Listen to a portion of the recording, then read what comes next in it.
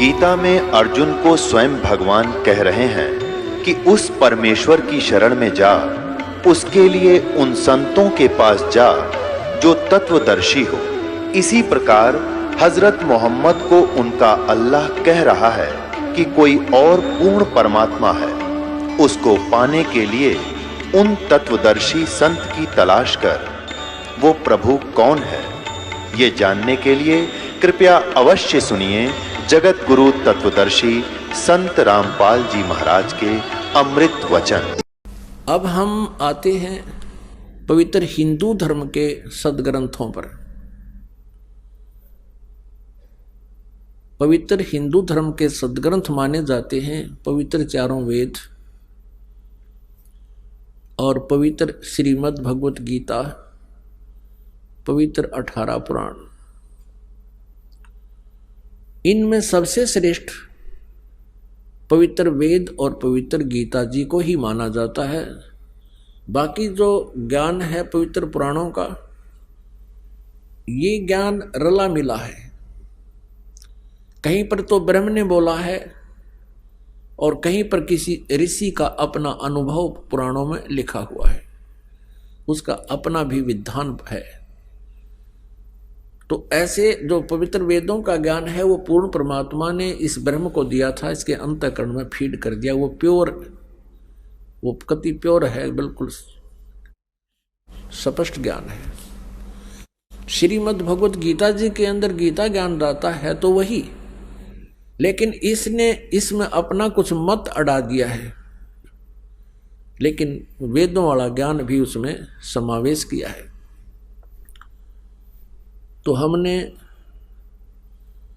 अपने पवित्र वेदों में देखना है कि परमात्मा कैसा है। और आज तक जितने भी ऋषि महर्षि हुए हैं, सभी वो यही कहते हैं कि हम वेदों के जानकार हैं, हमने वेदों को पढ़ा है और वेदों में परमात्मा निराकार लिखा है, जबकि वेदों में परमात्मा साकार लिखा है, मनुष्य सदृश लिखा है, नर आकार लिखा है, मनुष्य के तुल्य लिखा है और उसको सहशरीर बताया है। अब आपके समक्ष करते हैं कुछ विचार। पुण्यात्माओं, अभी तक हमारे कोई ऋषि, नकली ऋषि, महर्षि, मंडलेश्वरों ने मूर्ख बना रखा था। ये केवल संस्कृत भाषा को अवश्य जानते थे और आध्यात्मिक ज्ञान से ये पूर्ण रूप से अपरिचित थे। और कारण क्या रहा कि हम मूर्ख क्यों बने रहे? क्योंकि हम संस्कृत भाषा से अपरिचित रहे। हमारे पूर्वज वो अशिक्षित थे और शिक्षा के ग्रहण करने का अधिकार केवल एक ही वर्ग को था, एक वर्ण को था, ब्राह्मण वर्ण को। अब उन्होंने जैसा भी ज्ञान समझा, वेदों को पढ़ा और उन्होंने वैसा ही अपना अनुभव साथ मिलाकर हमारे पूर्वजों को बता दिया और उन्होंने फाइनल मान लिया कि परमात्मा निराकार है। और इन ब्राह्मणों के समझ में आया नहीं, इन पंडित ऋषियों को वेद वो समझ नहीं सके। क्यों नहीं समझ के? क्योंकि उनको वो तत्वदर्शी संत नहीं मिला जो गीता जी अध्याय नंबर 4 के श्लोक नंबर 34 में जिससे ज्ञान जानने को कहा गया है कि उस परमात्मा का ज्ञान वो बता सकता है। ऐसे ही पवित्र यजुर्वेद अध्याय नंबर 40 के श्लोक नंबर 10 से लेकर 13 तक ये स्पष्ट किया है कि कोई तो परमात्मा को संभवत बोलता है, यानी जन्म लेने वाला कहता, उत्पन्न होने वाला मानता है, साकार कृष्ण और राम जैसे रूप में, उदाहरण के लिए। और कोई उसको निराकार बताता है कि वो जन्म लेता ही नहीं। ये परमात्मा साकार है, निराकार, ये ज्ञान भी, ये जानकारी भी तत्वदर्शी संत बताएगा, उनसे सुनो। और फिर ये बताया है कि 10 से लेकर 13 में, 11, 12, 13 में स्पष्ट किया है कि कोई तो जिसको अक्षर ज्ञान हो गया किसी एक भाषा विशेष का, तो उसको विद्वान कहने लग जाते हैं, और जिसको ज्ञान नहीं है, अक्षर ज्ञान नहीं है, उसको अविद्वान कह देते हैं। विद्वान और अविद्वान की परिभाषा भी वो तत्वदर्शी संत बताएगा, उसे सुनो। आज ये दास है वो तत्वदर्शी संत, जो परमात्मा की दया से इस ज्ञान से परिचित हुआ। और ये दास बताएगा कि विद्वान किसे कहते हैं। विद्वान कबीर परमेश्वर थे। विद्वान परमेश्वर परम पूज्य परमेश्वर कबीर जी थे, जिनको धानक और जुल्हा कह करके, एक कवि कह करके उसकी हिस्ट्री शीट को बंद कर रखा था और उसको रिजेक्ट करके डाल दिया था कि वो तो एक अशिक्षित था। नहीं, वो सब वेदों के ज्ञाता थे, सब सदग्रंथों के ज्ञाता थे, सब ब्रह्मांडों के रचयिता थे। वो तत्वदर्शी संत थे, वो महाविद्वान थे। एक अक्षर ज्ञान के जानने से, एक भाषा विशेष के जानने से व्यक्ति विद्वान नहीं हो सकता। कोई संस्कृत भाषा में विद्वान है तो इंग्लिश नहीं आती तो इंग्लिश में अविद्वान हो गया वो। तो ये विद्वान और अविद्वान की परिभाषा केवल एक अक्षर ज्ञान और ना होने से, एक अक्षर ज्ञान होने से या ना होने से नहीं स्पष्ट होती। अब यहाँ आपको एक इस कलयुग के नकली महर्षि दयानंद के विषय में थोड़ा सा ज्ञान देते हैं। ये बहुत गणा प्रचलित, इसकी महिमा बड़ी हो रही थी यहाँ पर। किसी भी व्यक्ति से इसका नाम जरा सा बता दो और कह दो कि महर्षि दयानंद को ऐसे ऐसे वेदों का ज्ञान नहीं था, तो आम व्यक्ति ने कहा नहीं, वो तो बड़ा विद्वान पुरुष था, बड़े महात्मा थे, बड़े अच्छे संस्कृत के ज्ञाता थे। संस्कृत के ज्ञाता हो सकते हैं, लेकिन वेदों के बारे में इसको कह का भी नहीं पता था। अब इसका थोड़ा सा आज फिर विवरण करते हैं, क्योंकि जब तक हम इन नकलियों को गहराई से नहीं समझेंगे तो असली को कैसे पहचानेंगे। अब इन्हीं के ग्रंथों में लिखा है, पुण्यात्माओं, जो इस दास को ज्ञान है, पुस्तक बना दी, लिख दी, आप इसको पढ़ोगे तो मेरे ज्ञान का पता चलेगा मैं कितना विद्वान था या अविद्वान था, क्योंकि मैंने जो जानकारी थी उस पुस्तक में लिख दिया अपने अंदर का सारा हाल। तो उस पुस्तक को मुझे ही समझो, क्योंकि मैंने अपना सारा ज्ञान उसमें भर दिया। इसी प्रकार ये सत्यार्थ प्रकाश नाम का एक पुस्तक महर्षि दयानंद जी द्वारा रची गई है। अब ये महर्षि दयानंद तो नहीं रहे, लेकिन उनकी अंदर की जो भी भावना थी, जो उसने अनुभव किया अपने जीवन में, इस सत्यार्थ प्रकाश नामक पुस्तक में भर दिया। आज हम इसको पढ़कर ये अंदाजा लगा सकते हैं वो कितना वेदों का ज्ञाता था और कैसा उसका अनुभव था। देखिएगा सत्यार्थ प्रकाश, ये है सत्यार्थ प्रकाश।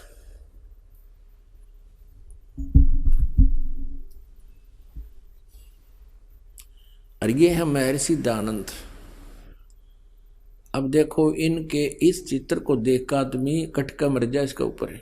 अब बड़ा विद्वान था, ओहो, बड़ी साधना करता होगा। और अब इसके ज्ञान को दिखाएंगे आपको। ये कहाँ से छपा है? ये है सत्यार्थ प्रकाश है। इसके विषय में क्या लिखा है कि वेद आदि विविध सद शास्त्र प्रमाणै संवन्तः, यानी वेद आदि विविध सद शास्त्रों के प्रमाणों के साथ इसकी रचना की गई है। किसने की है? श्रीमद् परमहंस परिव्राजक आचार्य महर्षि दयानंद के आगे इतनी लंबी फीत, और फिर महर्षि दयानंद, और फिर सरस्वती और स्वामी विरचित है। अब इसके फीत इतनी बड़ी ला दी, श्रीमद् परमहंस परिव्राजक आचार्य महर्षि दयानंद सरस्वती स्वामी विरचित है। इस स्वामी जी द्वारा लिखी गई है पुस्तक, रची गई है। और प्रकाशक हैं वैदिक यति मंडल, दयानंद मठ, दीनानगर, पंजाब से। और ये छपी कहाँ से है? ये छपी कहाँ है? आचार्य प्रिंटिंग प्रेस, दयानंद मठ, गोहाना मार्ग, रोहतक, यहाँ से छपी है। अब इसमें आपको 7वें समोल्लास में ले चलते हैं। ये है 7वां समोल्लास, यानी 7वां समोल्लास, सत्यार्थ प्रकाश है, पृष्ठ 154 पर। इस प्रकाशन के 154 पृष्ठ पर किसी ने प्रश्न किया कि प्रश्न ईश्वर साकार है व निराकार? उत्तर स्वामी दयानंद जी का कि निराकार है। और 155 पृष्ठ पर स्वयं ही ये स्वीकार कर रहे हैं, साकार भी बता रहे हैं इसको। और किसी ने प्रश्न किया स्वामी दानंद जी से, परमेश्वर की स्तुति प्रार्थना और उपासना करनी चाहिए व नहीं? स्वामी दानंद जी कहते हैं करनी चाहिए। तो प्रश्नकर्ता कहता, क्या स्तुति आदि करने से ईश्वर अपना नियम छोड़ स्तुति प्रार्थना करने वाले का पाप छुड़वा देगा? यानी कोई साधना भक्ति करेगा भगवान कि क्या उसका पाप नाश कर देगा? स्वामी जी कहते कि नहीं, साधना उपासना से पाप नाश नहीं होता। अब प्रश्नकर्ता कहता कि फिर स्तुति प्रार्थना करने की आवश्यकता क्या, जो भगवान पाप पर नाश नहीं कर सकता? जब क्योंकि पाप कर्म से दुख होता है और दुख निवारण भगवान कर नहीं सकता, क्योंकि पाप नाश नहीं कर सकता, तो भगवान की भक्ति की क्या आवश्यकता है? अब स्वामी जी इसका उत्तर देते हैं, उनके करने का फल अन्य ही है।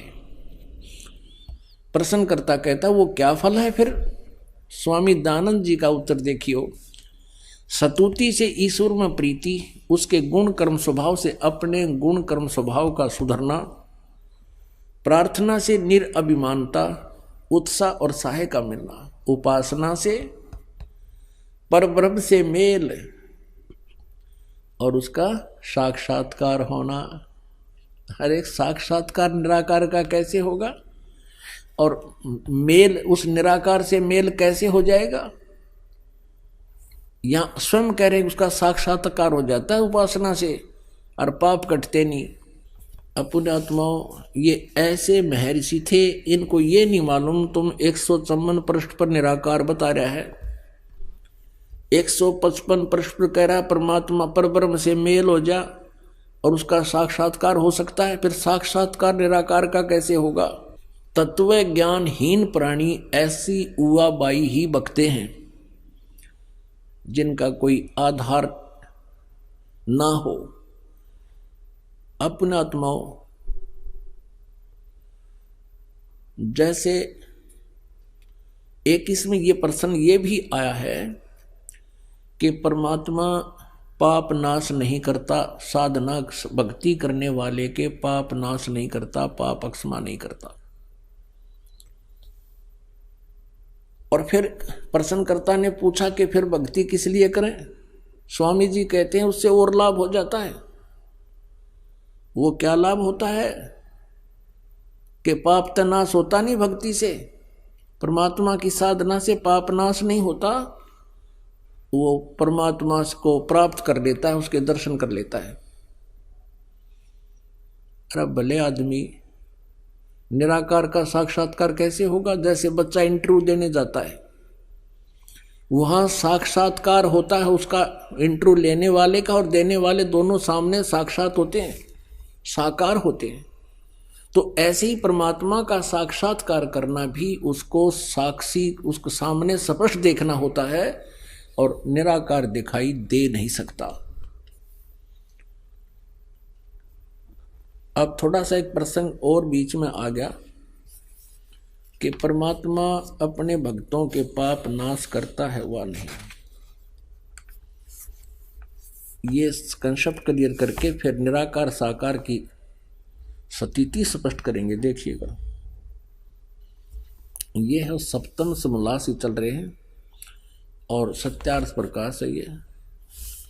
इसके 163 पृष्ठ पे यहाँ देखिएगा, यहाँ और स्पष्ट कर दिया है। प्रश्नकर्ता कहता है कि ईश्वर अपने भक्तों का पाप क्षमा करता है वा नहीं? उत्तर स्वामी जी कहते नहीं, क्योंकि जो पाप क्षमा करे तो उसका न्याय नष्ट और सब मनुष्य महापापी हो जाएं, क्योंकि उनको पाप करने में उत्साह और निर्भयता हो। जैसे कोई राजा अपराधियों के पाप की क्षमा करे तो वे अधिक अधिक अपराध करने लगें, और जो अपराध नहीं करता वह भी अपराध करने से न डरेगा। इसलिए सब कर्मों का यथावत फल देना ईश्वर का काम है, अक्षमा करना नहीं। फाइनल कर दिया इसने तो कि पाप नाश नहीं करता, जिसे कर्म करेगा वैसा फल देगा। अपने आत्माओं, परमात्मा की महिमा, परमात्मा के गुण पवित्र वेदों में लिखे हैं, अब जैसे कोई व्यक्ति कहे, कोई प्रश्न करता है किसी को जिसने अपने मकान के सामने बहुत बड़ा बोर्ड लगा रखा है, MBBS, MS, और उससे कोई पूछता है कि क्या औषधि खाने से रोग नाश हो जाएगा, और वो सामने वाला जो इतना लंबा बोर्ड लगाए बैठा है, दुकान खोल रहा है डॉक्टर की, और वो ये कहे कि नहीं, औषधि खाने से रोग नाश नहीं होता। अब सामने वाला कहेगा फिर औषधि खाने की आवश्यकता क्या है जब रोग नहीं कटे, रोग ही नहीं कटेगा। तो वो सामने वाला, वो नकली डॉक्टर वैद्य जवाब क्या देवे कि औषधि खाने से रोग तो नाश नहीं होगा लेकिन पहलवान बन जाएगा। तो क्या वो डॉक्टर है? क्या वो वैद्य हो सकता है? वो तो कोई गुट्टी लाए बैठा है, नकली बोर्ड ला रहा है। जो ये शब्द कहेगा कि औषधि खाने से रोग नहीं कटे, और फिर वो औषधि खानी चाहिए, किस लिए, क्या लाभ है कि पहलवान बन जाएगा, रोग कटे नहीं, मृत्यु हो जाए, पहलवान तो बन लिया फिर। तो ऐसे यदि दूसरा उदाहरण आपको देते हैं कि जैसे किसी ने बोर्ड लगा रखा है थोक साबुन विक्रेता, और साबुन की पूरी दुकान भर रखी है उसके साबुन के टुकड़ों की, और उससे कोई पूछता है क्या साबुन कपड़े का मैल नाश कर देगा, तो वो सामने वाला दुकानदार ये कहे कि नहीं, साबुन लगाना तो चाहिए पर वो कपड़े का मैल नाश नहीं करेगा। फिर सामने वाला स्वाभाविक बात है कहेगा, प्रश्न करेगा, फिर साबुन प्रयोग करने का लाभ क्या? जब साबुन कपड़े का मैल नाश नहीं कर सकता तो क्या यूज है उसकी लगाने की, क्या लाभ है? और वो नकली फिर उत्तर दे कि कपड़े को मजबूत बना देगा। साबुन कपड़े का पाप मैल नाश तो नहीं कर सकता लेकिन मजबूत बना देगा। क्या वो व्यक्ति साबुन से परिचित है? इससे सीधा उसने लकड़ी के गुटके दर रखे सारे, और मूर्ख बना रहा दुनिया ने कपड़े में, उसमें कागज में लपेट के। तो ये सिद्धांत था इस महर्षि दानंद सरस्वती का, जो आर्य समाज का प्रवर्तक कहलाता है। इसको कह भी पता नहीं था वेदों का और भगवान का। अब यजुर्वेद में वो स्वयं अनुवाद कर रहा है अपने कर कमल से, और यजुर्वेद में, क्योंकि वेद जो है परमात्मा का विधान है, परमात्मा की गुण है उसके अंदर, वो ऐसा ऐसा करता है। और जिसने वेदों के विरुद्ध अपना सिद्धांत बताया है वो अज्ञानी व्यक्ति था, वो वेद ज्ञानहीन था। अब देखिए वेद इसको प्रमाणित करेंगे कि परमात्मा घोर पाप का विनाश कर देता है। ये देखिए, ये महर्षि दानंद सरस्वती द्वारा ही इसका अनुवाद है।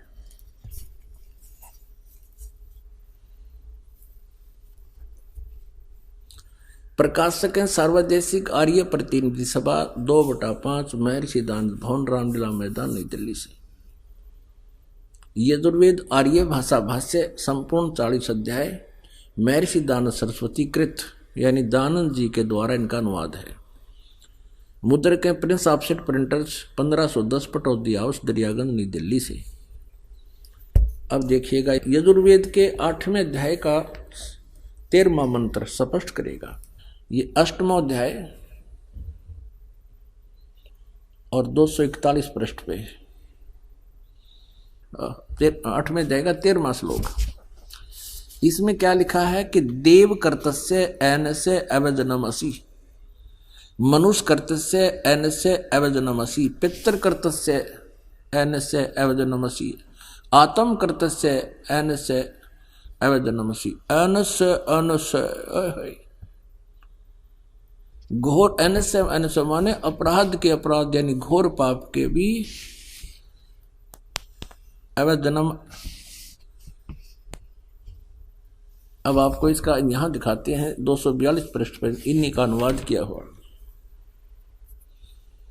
ये 242 पृष्ठ पे हे सबके उपकार करने वाले मित्र आप।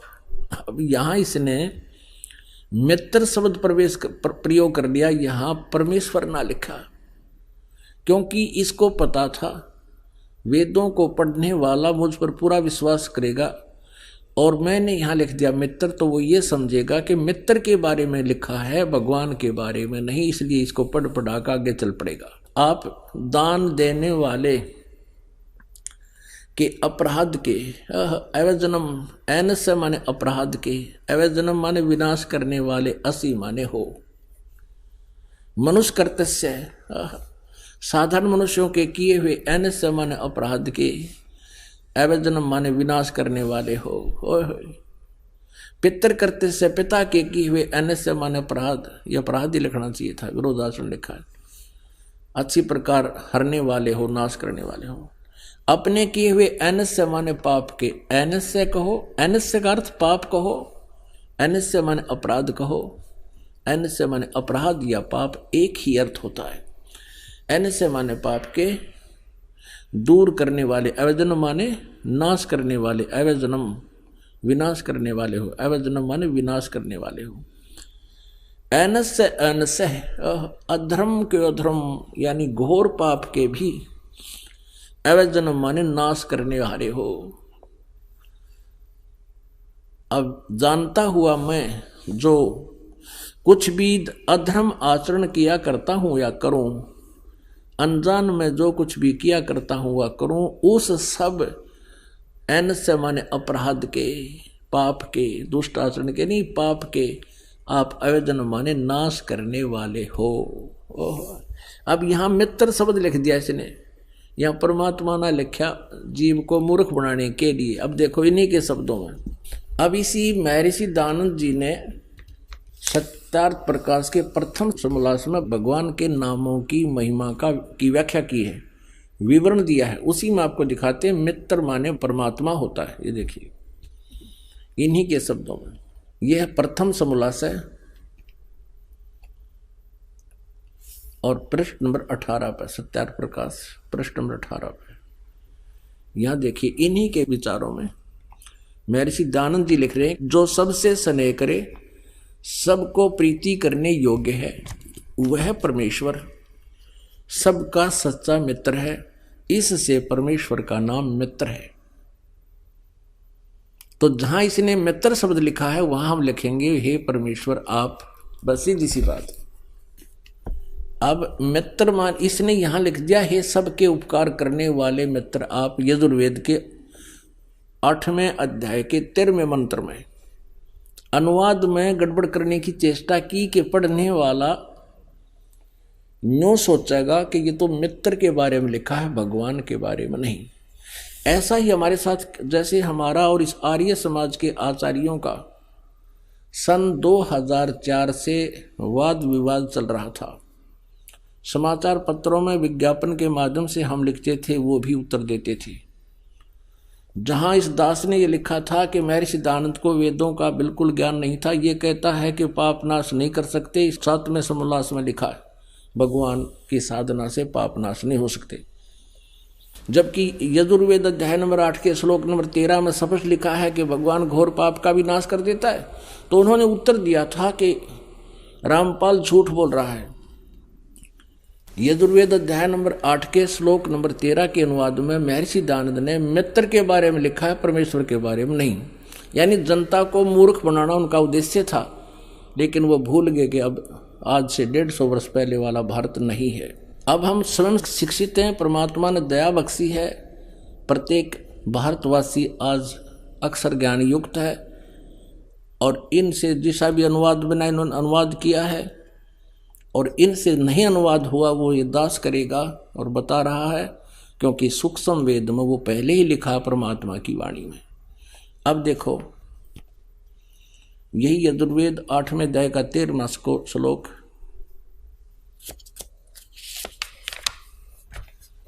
अष्टमो अध्याय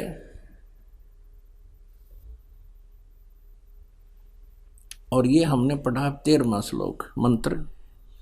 इसके यहाँ पर यह अनुवाद किया स्वामी जी ने, तो यहाँ लिख दिया हे सबके उपकार करने वाले मित्र आप, हम यहाँ लिखेंगे हे सबके उपकार करने वाले परमेश्वर आप, दान देने वाले के, एन से माने अपराध यानी पाप के विनाश करने वाले हो, साधारण मनुष्यों के किए हुए अपराध के विनाश करने वाले हो, पिता के किए हुए अनस्य माने अपराध के नाश करने वाले हो, अपने किए हुए पाप के दूर करने वाले यानी नाश करने वाले हो। एक तो इस महर्षि दानंद की या थूरी ये विधान गलत सिद्ध कर दिया वेदों ने कि परमात्मा पाप नाश नहीं कर सकता, जबकि वेद स्पष्ट करते हैं परमात्मा घोर पाप का विनाश कर सकता है। तो इससे सिद्ध हो गया कि महर्षि दानंद पूर्ण रूप से वेदों से अपरिचित था, अज्ञानी था। अब प्रसंग चल रहा है कि परमात्मा साकार है व निराकार।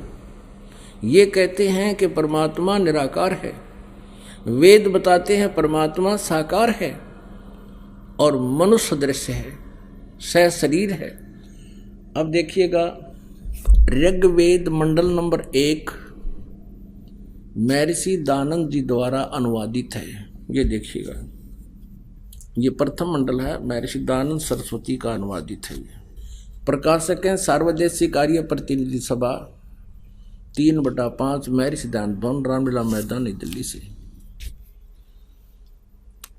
मुद्रक हैं Prince offset printers 1510 Pataudi house. अब इसमें स्वयं स्वामी जी ने स्टार्ट किया है जो प्रथम मंत्र, प्रथम ही सूक्त और इसका प्रथम मंडल, प्रथम सूक्त और प्रथम मंत्र अग्नि शब्द से प्रारंभ होता है। अग्नि शब्द से, अग्नि शब्द से प्रारंभ होता है और इस अग्नि शब्द को इन्होंने आगे स्पष्ट किया है कि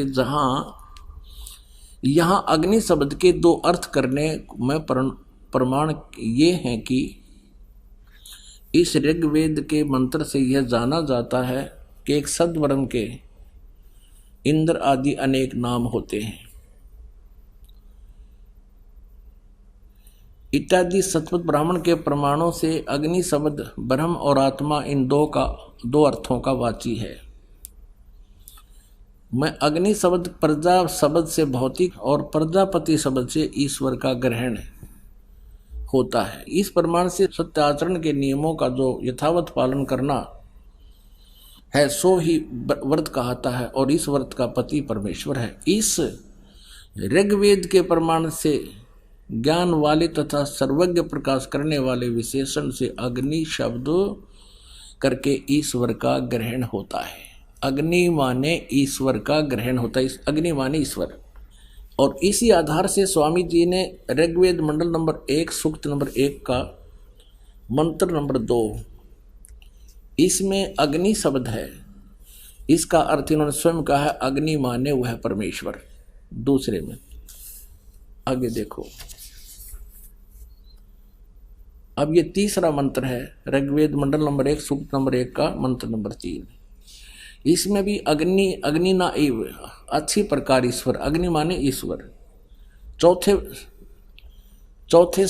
मंत्र में अग्नि माने हे परमेश्वर।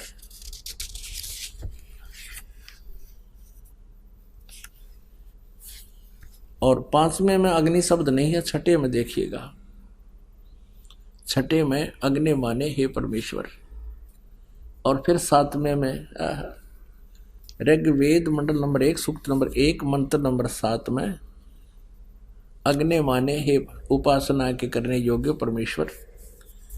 अब 8वां अग्नि शब्द नहीं है, 9 में अग्नि माने ज्ञान स्वरूप परमेश्वर। अब पुण्यात्मा, अब स्वामी दानंद जी खुद अग्नि माने अग्नि या अग्नि का अर्थ कर रहे हैं कि अग्नि माने वेदों में जहां भी ये है वो परमेश्वर का ग्रहण होता है। और सत्यार्थ प्रकाश में भी भगवान के नाम को प्रमाणित करने के लिए इन्होंने अग्नि माने परमेश्वर ही शब्द का किया है।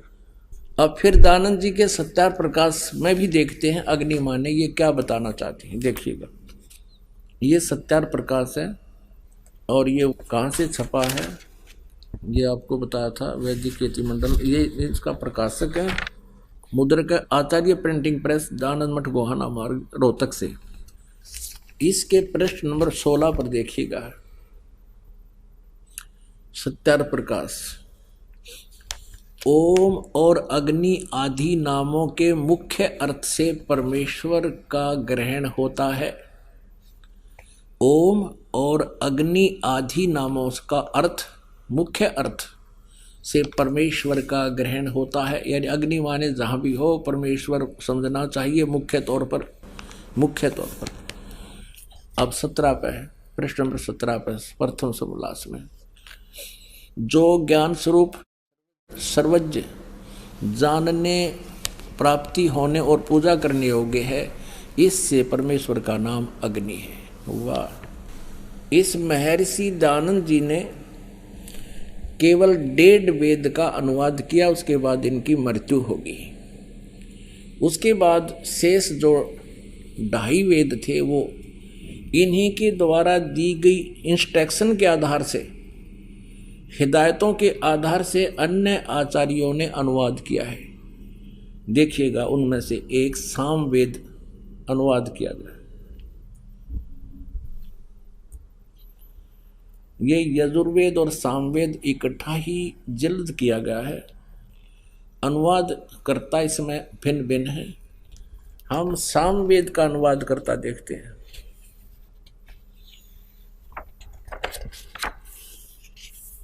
ये कहाँ से प्रकाशित है ये देखिए।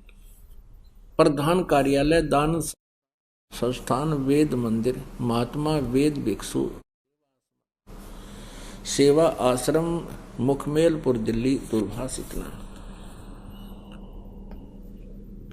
प्रकाशक हैं पंडिता राकेश रानी, अध्यक्ष दानंद संस्थान 2286 आर्य समाज मार्ग करोल बाग नई दिल्ली से। अब इसके अनुवादकर्ता ने कितना अच्छा अनुवाद किया है, स्पष्ट किया है। ये देखिएगा, सामवेद यहाँ से प्रारंभ होता है। सामवेद भाषा भाषम, ये प्रथमो अध्याय है। और इसके देखिए मंत्र, इसके प्रथम मंत्र में अग्नि माने हे ईश्वर, दूसरे मंत्र में अग्नि माने हे परमेश्वर, और तीसरे मंत्र में अग्नि माने ईश्वर को, यानी अग्नि माने ईश्वर, और चौथे मंत्र में अग्नि माने परमेश्वर, पांचवें मंत्र में अग्नि माने हे ईश्वर, और छठे मंत्र में अग्नि माने हे ईश्वर, और सातवें मंत्र में अग्नि माने हे परमेश्वर। जहाँ भी अग्नि शब्द है, और 8वें में अग्नि माने हे ईश्वर, और 9वें में अग्नि माने हे परमेश्वर। जहाँ भी 10वें में अग्नि माने हे परमेश्वर, जहाँ भी आप देखोगे अग्नि माने हे परमेश्वर, अग्नि माने हे परमेश्वर। ठीक है, अब हम आते हैं अपने काम की बात पे। अब ये तो कंसेप्ट क्लियर हो गया कि वेद में जहां भी अग्नि शब्द है वो मुख्य तौर पर परमेश्वर का ग्रहण होता है। अब महर्षि दयानंद जी का अपना विधान, अपना अनुभव, अपनी सोच, वो अज्ञान सोच थी कि परमात्मा निराकार है, जिससे उसने वेदों का नाम लिख दिया कि मैंने वेदों को पढ़ा है और वेदों में कहीं भी परमात्मा साकार नहीं लिखा है। सत्यार प्रकाश की रचना करती कि मैंने वेदों के आधार से आसान करके वेदों को समझ कर इसकी रचना की। सत्यार प्रकाश की, इसमें जो लिखा वो वेदोनुसार है कि परमात्मा निराकार है। अब वेद क्या बताते हैं? परमात्मा सशरीर है। ये देखिएगा, वह मनुष्य दृश्य है। ये यजुर्वेद महर्षि दयानंद सरस्वती द्वारा अनुवादित है। ये कहाँ से प्रकाशित है? प्रकाशक है सार्वदेशिक आर्य प्रतिनिधि सभा 2/5 महर्षि दयानंद भवन रामलीला मैदान नई दिल्ली से। यजुर्वेद आर्य भाषा भाष्य यानी संपूर्ण 40 अध्याय से महर्षि दयानंद सरस्वती ने इसका अनुवाद किया है। महर्षि दयानंद इसका राइटर नहीं है वेदों का, केवल अनुवादक है। जैसे गीता जी का अनुवादक बहुत से हैं। मुद्रक हैं Prince offset printers 1510 Pataudi house Daryaganj नई दिल्ली से। अब देखिएगा 5वें अध्याय का प्रथम मंत्र, ये है 5वां अध्याय। इस पंचम अध्याय आरंभ है इसके प्रथम मंत्र में। ये प्रथम मंत्र में लिखा है अग्ने तनुरसी विष्णुवे तवा सोमस्य तनुरसी। 2 बार लिखा है तनु माने शरीर। अब इन्होंने अनुवाद यहाँ गलत कर दिया। अपनी अज्ञान अनुभव को ऊपर रखने के लिए वेदों के अर्थों का भी अनर्थ कर दिया। क्या अनर्थ किया स्वामी जी ने? हे मनुष्यो, तुम लोग जैसे मैं जो हवि, अग्नि माने बिजली प्रसिद्ध रूप, अग्नि के शरीर के समान है। बताया ये कोई अर्थ है इसका? सारी उम्र पढ़ लियो, इसका भावार्थ भी समझ में आ जाए। कहना के चाव है यहाँ पर, क्योंकि इसने परमात्मा को निराकार सिद्ध कर रखा था अपनी अज्ञान सोच से। अब वेद बता रहे हैं अग्नि तनुरसी विष्णु अथवा सोमस्य तनुरसी। तनु माने शरीर, अग्नि माने परमेश्वर। हे परमेश्वर, आपका शरीर है। असी माने है, तनु माने शरीर। ये स्पष्ट खोज लिख रहा है, तनु माने शरीर, असी माने है। अग्नि माने हम लिख देंगे परमेश्वर, जिसका वास्तविक अर्थ बनता है अग्नि तनुरसी, परमेश्वर से शरीर है। और यहाँ देखो विष्णुवे तवा, विष्णुवे तवा सोमस्य तनुरसी। विष्णुवे माने सबका धारण पोषण करने के लिए। गीता जी अध्याय नंबर 15 के श्लोक नंबर 17 में लिखा कि उत्तम पुरुषत्व अन्य परमात्मा इति उदाहरते यह लोग तरमावी से विभर्ती अवय ईश्वर है।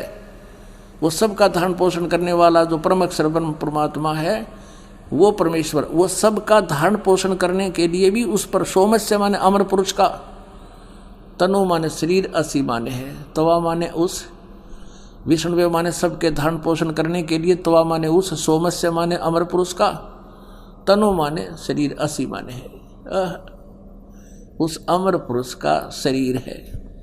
अपनात्मा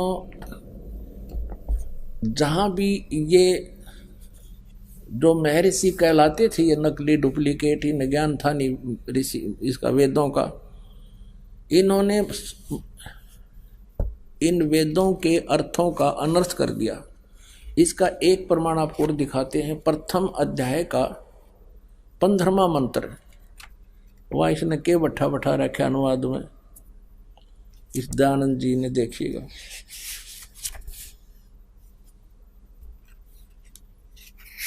ये देखिए, ये और दिखाते हैं आपको। फिर कई प्रमाण देंगे परमात्मा का कि साकार है। ये देखिएगा यजुर्वेद भाषा भाष्य, और ये प्रथम अध्याय का, ये प्रथम अध्याय है और इसका 15वां मंत्र है। इसका भी स्टार्ट है अग्नि तनुरसी। अग्नि माने परमेश्वर, तनु माने शरीर, असी माने है। वाचो विसर्जनम देव वित्ते तवा गृह में वृद्ध ग्राह असी। अब इसका अनुवाद क्या किया है इसने? पहले तो ये देखिएगा कि अग्नि तनुरसी, वाचो विसर्जनम, तवा, इन शब्दों का अर्थ ही नहीं किया। इसमें अग्नि तनुरसी कहीं पर भी अनुवाद नहीं है। ये जो हाईलाइट कर रखे हैं ये संस्कृत है, इसमें कहीं अग्नि शब्द नहीं है और तनुरसी नहीं है, कि इसमें कहीं भी अग्नि शब्द नहीं है। अग्नि तनुरसी कहीं पर भी नहीं, अर्थ नहीं करा, क्योंकि पोल खुलती दिखे थी। फिर आगे वो 2 बार लिखा पाया, इसने करना पड़ा उलट सुलट सा। अब यहाँ क्या अनुवाद कर रहा है इसमें? प्रथम अध्याय के 15वें मंत्र में, मैं सब सज्जनों के हित जिस हवि अर्थात पदार्थ के संस्कार के लिए बड़े बड़े पत्थर हैं और काठ के मूसल आदि पदार्थ विद्वान व दिव्य गुणों के लिए उस यज्ञ को श्रेष्ठ गुणों के प्रकाश और श्रेष्ठ विद्वानों व विविध भोगों की प्राप्ति के लिए ग्रहण करता हूँ। ये कोई अर्थ बना इसका?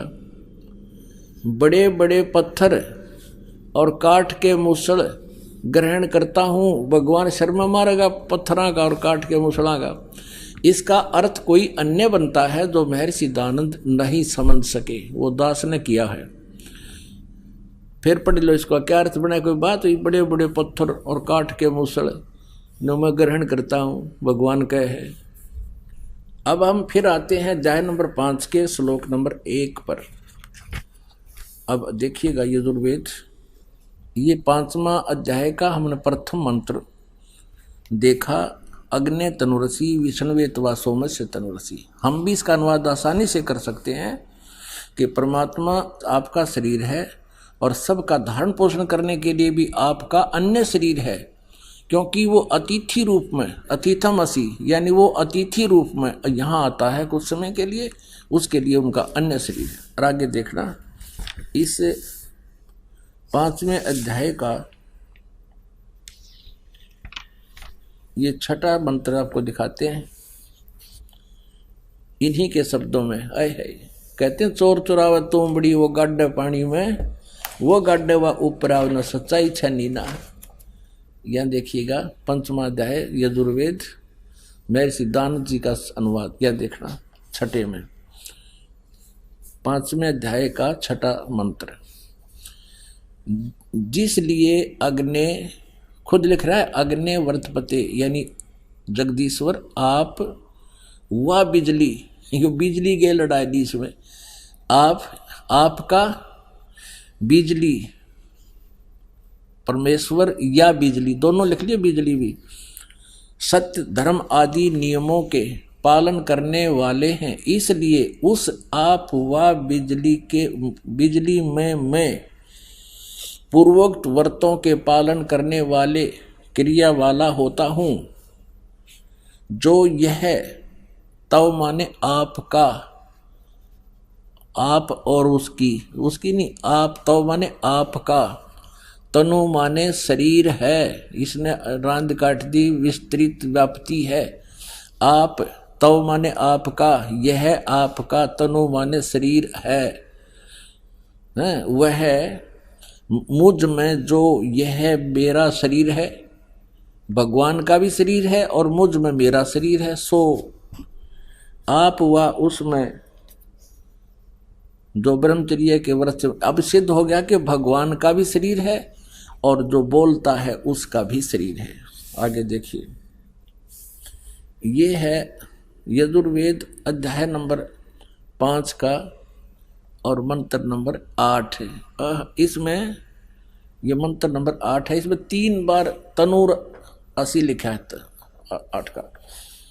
हे मनुष्य लोगों, तुमको यह जो इस अग्नि, बिजली रूप लिख दिया, अग्नि माने परमेश्वर लिखना है यहाँ पर, परमेश्वर का अग्नि नहीं, परमेश्वर का स्वर्ण आदि सोने आदि में सोने अत्यंत बड़ा अभ्यंतर रहने वाला तनु माने शरीर है।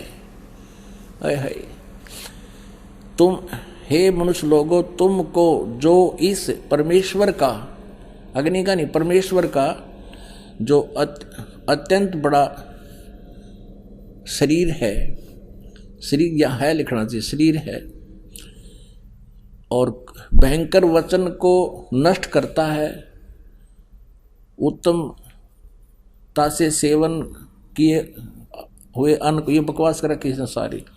इस अग्नि माने परमेश्वर का अत्यंत विस्तीर्ण अभ्यंतर में स्थित होने, लोकों में सोने वाला है, यानी लोकों में सोना में, अन्य लोकों में भी जब वो जाता है उसका शरीर है। और तीसरी बार फिर लिखा हुआ, इसका इसने अनुवाद नहीं किया, शर्मा गया यू अकड़े सी छुपाऊं। देखो इस मूल संस्कृत में 3 भगत तनूर, तनु, ये तनु है, वरिष्ठा, तनु वरिष्ठा एक, और मूल संस्कृत में यहीं पर है, ये दूसरा तनु वरिष्ठा, और तीसरा फिर ये तनु वरिष्ठा है। इसका अलग अलग अलग इसने केवल 2 बार लिखा, तनु माने शरीर, तनु माने शरीर, और तीसरी बार इसने शर्म आएगी अनुवाद छोड़ दिया। 150 साल हो गए इसके अनुवाद को ऐसे एजिटी चलते हुए को। यजुर्वेद अध्याय नंबर 7 के मंत्र 39 में उसमें लिखा है कि नरवत मनुष्य के तुल्य परमात्मा। ये देखिएगा, यही अनुवाद कर रहा है लेकिन गोलमोल कर रहा है। यही महर्षि दयानंद सरस्वती द्वारा ही इसका अनुवाद किया गया है। 7वें अध्याय का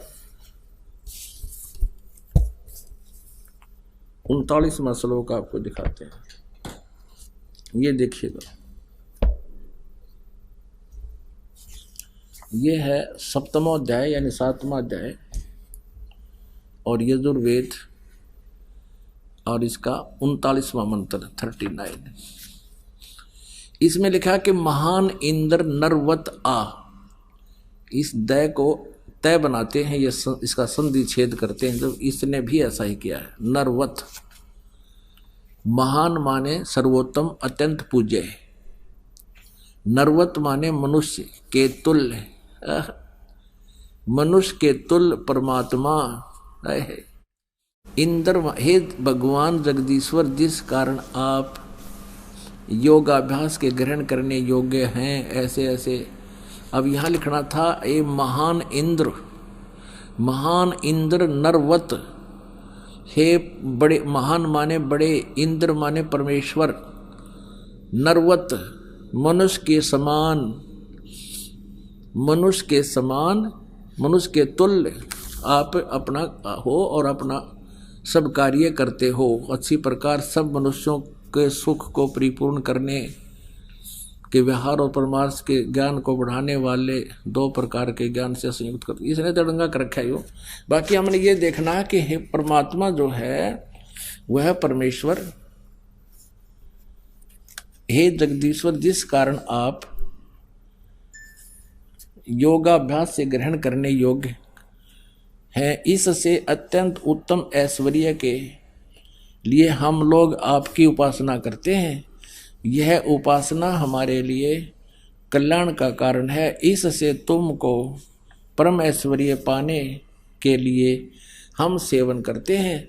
जो महान इंद्र, महान सर्वोत्तम अत्यंत पूज्य, मनुष्य के समान के तुल्य अच्छे प्रकार, यानी इसका अर्थ ये कि वो परमात्मा आप आपकी पूजा करते हैं और आप मनुष्य के तुल्य हैं, आप परम पूज्य हैं, ये महान इंद्र। और दिखाते हैं आपको ऋग्वेद मंडल नंबर 1 और सूक्त नंबर 31 का मंत्र नंबर 17 में मनुष्यवत अग्नि, मनुष्य के तुल्य परमात्मा। ये देखिए ऋग्वेद, ये भी दयानंद सरस्वती का ही अनुवाद है, प्रथम मंडल। और ये कहाँ से प्रकाशित है? सर्वदेशी कार्य प्रतिनिधि सभा 3/5 महर्षि दयानंद भवन, रामलीला मैदान, नई दिल्ली से। ऋग्वेद मंडल नंबर 1 सूक्त नंबर 31। ये देखिएगा ऋग्वेद मंडल नंबर 1 सूक्त नंबर 31 का मंत्र नंबर ये 17 है। इसमें स्पष्ट है मनुष्यवत अग्नि, मनुष्यवत अग्नि, अंगीरसवत अंगीरा है। इसने क्या लिखा है? मनुष्यवत, मनुष्यों के जाने आने के समान मनुष्यवत, इसका अर्थ लिखा है इसने मनुष्यवत अग्नि। अग्नि माने परमेश्वर, हम स्पष्ट कर चुके हैं। मनुष्यवत माने मनुष्य के समान, मनुष्य के तुल्य परमेश्वर। आप सर्व अंग सहित हो और प्रत्येक युग में आते हो, पूर्व भी आते रहे हो। उस पूर्व की तरह एक बार आप फिर आइए, क्योंकि आप अपने, ये देखिए जैसे उत्तम पूर्वत माने पहले की तरह फिर से आइए। यह लिखना है हे पवित्र प्राणों के समान धारण करने वाले परमेश्वर, लिखना था, अध्यक्ष लिख दिया। हे पवित्र अंगीरह माने शरीर, शरीर धारण करने वाले, विद्याओं से सर्वत्र व्यापक, ये अग्नि माने परमेश्वर। अब पूर्ववत जैसे उत्तम पृष्ठा वाले, यहाँ देखो शरीर व्यापक प्राण वायु के सदृश, राज्य क्रम बकवास क्या गढ़ किया इसने। अंगिरसवत माने स शरीर, शरीर की तरह आप जैसे आम व्यक्ति होता उस तरह शरीर धारण करते हो, और आप विद्वानों के अति चतुर मनुष्य को अच्छे प्रकार प्राप्त भुजिए। उस मनुष्य को विद्या आदि कर्म और प्राप्ति के लिए मनुष्यवत माने लिख दिया, मनुष्यों के आने जाने के समान, मनुष्य के समान लिखना था। और वो आप अपने जैसे पुरुष यज्ञ के साथ कर्मों को सिद्ध करते कराते हैं, जैसे उत्तम प्रतिष्ठा वाले विद्वान विद्या के देने वाले होते हैं। इसका वास्तविक अर्थ तो ये है, ऋग्वेद मंडल नंबर 1 और सूक्त नंबर 31 मंत्र 17 का स्पष्ट अर्थ ये बनता है, हे परमेश्वर आप मनुष्य के तुल्य हैं और आप पहले भी आते रहे हैं, उस पहले की तरह फिर उसी तरह उस सुंदर शरीर धारण किए हुए आप आइए। आप जो पहले यथार्थ ज्ञान देकर चले जाते हो, एक बार पुनः यहाँ आइए और हमें फिर से उस ज्ञान से परिचित कराइए। ये परमात्मा का विधान है। अब आपको दिखाते हैं ऋग्वेद मंडल नंबर 9 सूक्त नंबर 86 का और 26 और 27, ऋग्वेद मंडल नंबर 9 सूक्त 82 का 1, 2, 3। अब समय के अभाव के कारण इसको आपको बहुत शॉर्ट में समझाएंगे। ये देखिएगा, ऋग्वेद मंडल नंबर 9, प्रकाशक हैं सार्वदेशी कार्य प्रतिनिधि सभा, मेयर सिद्धांत भवन, रामलीला मैदान, नई दिल्ली से।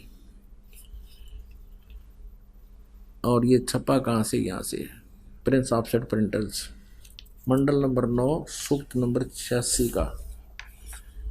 ऋग्वेद मंडल नंबर 9 सूक्त नंबर 86 और मंत्र नंबर 26। यज्ञ करने वाले यजमानों के लिए परमात्मा सब रास्तों को सुगम करता हुआ उनके विघ्नों को, उनके संकटों को मर्दन करता है, नाश कर देता है, और उनको पवित्र करता हुआ और अपने रूप को सरल करता हुआ, साकार हुआ, अपने रूप को सरल करता हुआ हल्का तेज पुंज का रूप बनाकर आता है, वह कांतिमान परमात्मा।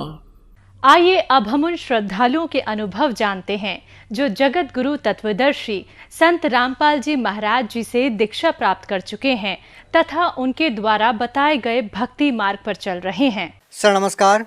नमस्कार जी। क्या नाम है आपका? मेरा नाम अरजीत सिद्धू है जी। सर कहाँ से आए हो आप? मैं लुधियाना राहौं रोड बस्ती जोधेवाल से हूँ जी। सर संत रामपाल जी महाराज जी से जुड़ने से पहले आप क्या भक्ति साधना करते थे? मैं जी पीरों को मानता था और वो एक गुरु भी बना रखा था पीरों को मानने वाला, जो कि पीरों को मानते ही हैं। तो उसके बाद अपने माता के जगराते भी करवाते थे, जागरण वगैरह, तो यही साधना करते थे जी। सर जब आप इतनी सारी पूजाएं कर रहे थे तो फिर आप संत रामपाल जी महाराज जी के शरण में कैसे आए?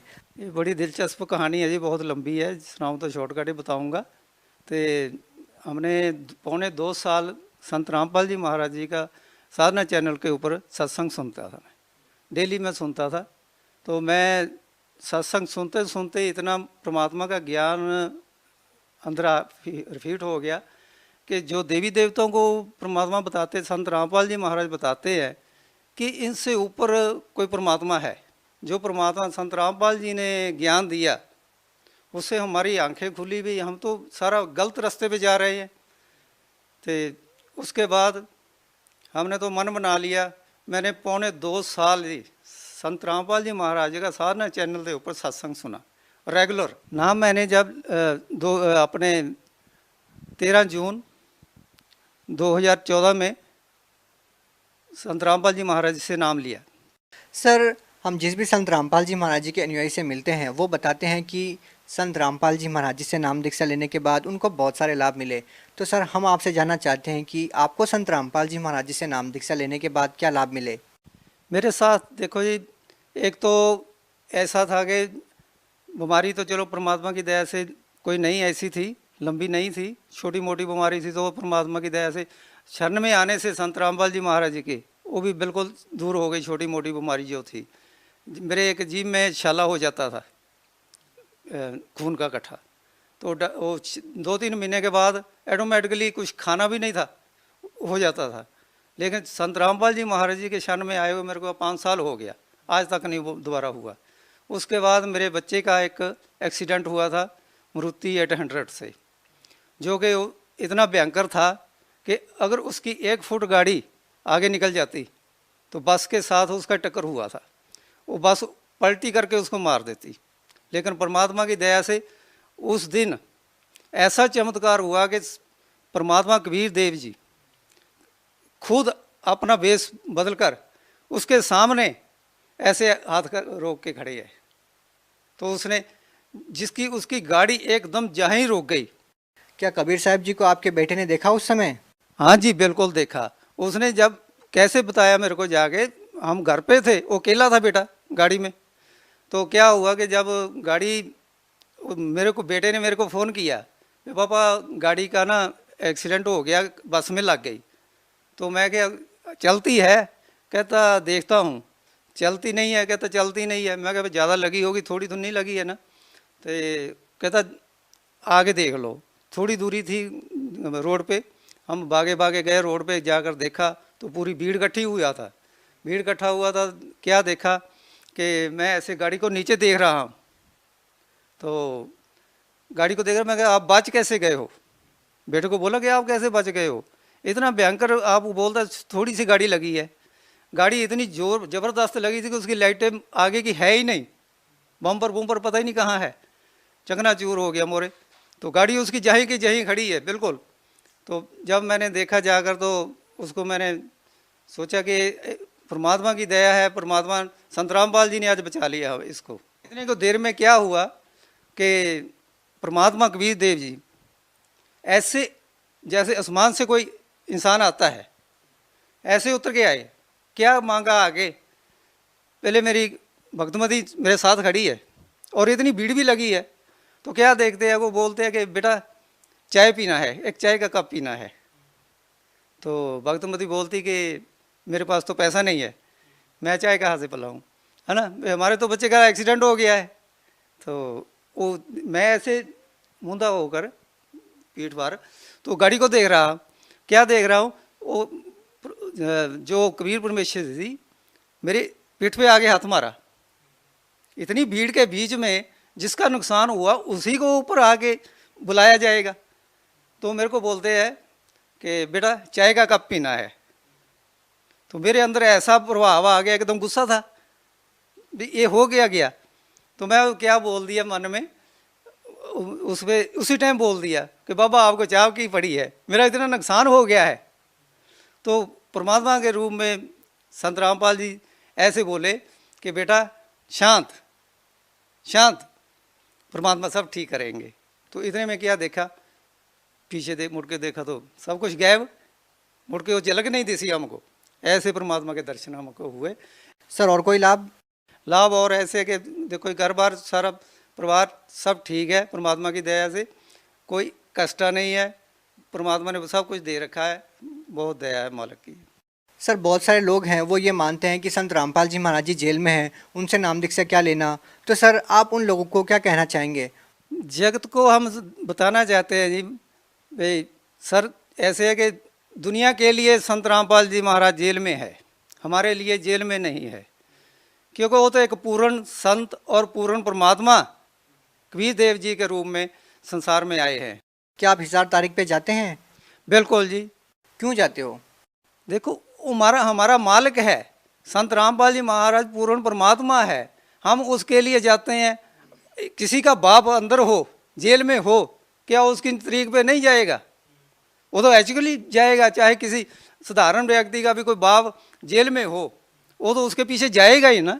तो हमारा तो बाप है, हमारा वो परमात्मा है, हम उसके लिए जेल क्या, हम तो 7 समुद्र भी पार करके जाएंगे। सर आपने 2014 में संत रामपाल जी महाराज जी से नाम दीक्षा ली, तब वो अपने आश्रम में थे, आज वो जेल के अंदर है। तो सर जो लोग उनसे नाम दीक्षा लेना चाहते हैं वो उनसे नाम दीक्षा कैसे ले सकते हैं? जगह जगह पर आज नाम दीक्षा केंद्र खुले हुए हैं, हर जिले के अंदर, हर शहर के अंदर नाम दीक्षा केंद्र खुले हुए हैं, बहुत आसानी से नाम लिया जा सकता है।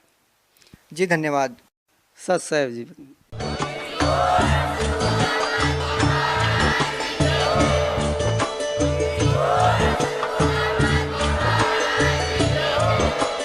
आप सुन रहे थे जगत गुरु तत्वदर्शी संत रामपाल जी महाराज जी के मंगल प्रवचन। अधिक जानकारी के लिए विजिट कीजिए हमारी वेबसाइट www.jagatgururampalji.org। संत रामपाल जी महाराज जी के शुभ आशीर्वाद से पूरे विश्व भर में 500 से भी ज्यादा नाम दीक्षा केंद्र हैं, जिन पर संत रामपाल जी महाराज जी द्वारा ऑनलाइन निशुल्क नाम दीक्षा दी जा रही है। अपने नजदीकी नाम दीक्षा केंद्र का पता करने के लिए संपर्क करें 8222880541।